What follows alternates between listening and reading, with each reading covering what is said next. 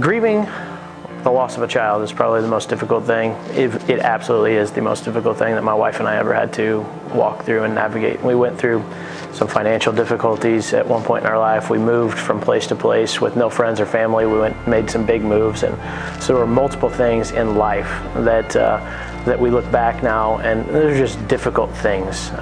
But navigating the loss of a child is like being in a wilderness completely alone, and that navigation and trying to fight through that, get through that as a man, as a husband, as a father at that point is absolutely the most difficult thing that I've ever had to try and navigate. So we started cutting relationships off. People that had what we wanted, jealousy sets in and pride sets in. You don't want to go seek help. You don't want to spend time with people that have children. Or people that are pregnant. Like my wife is going through all these things and emotions. Like we cut so many relationships off in our life that mostly because of jealousy, but because grief just takes on these different levels of intensity, and they show up in different ways. So it's particularly difficult in a different situation when you bury a child, because that's not what's supposed to happen in life. You go to the order, and when a father or a mother has to bury a child, it is a complicated grief. But when we bury a child, it is complicated because we never anticipated that would happen in our lives. I think with men, especially in this culture, we're taught from a young age not to share our feelings, that is not masculine, that is not acceptable.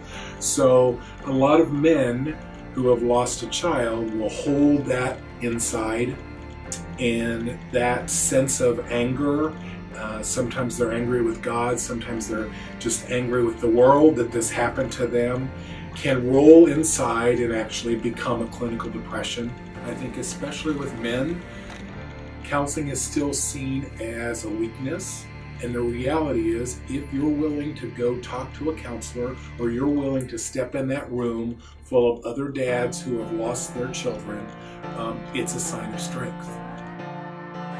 What often happens is men leave the hospitals with nothing, and that has rang true in like what I've learned in working with funeral homes, that there are a lot of resources and supports given to the moms.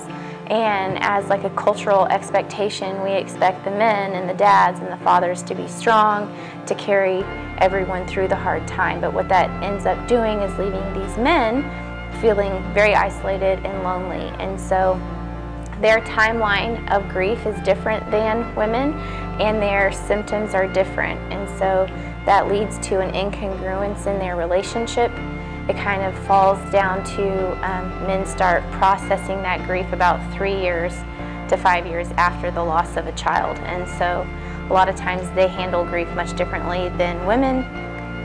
And so what we have found and learned is that men value the community of someone else knowing and being able to relate to it.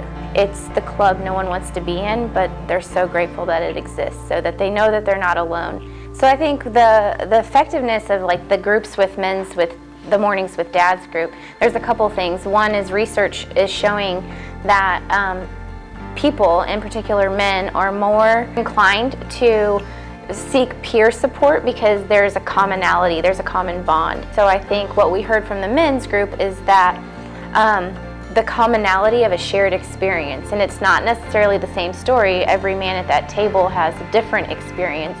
What that group I think does so well is not only they have the shared common experience, but there's not a clinical person trying to diagnose them or fix them. It's encouragement from a peer. It's support from a peer. Like one of the men said, they share the burden together, and through that they can heal and move forward.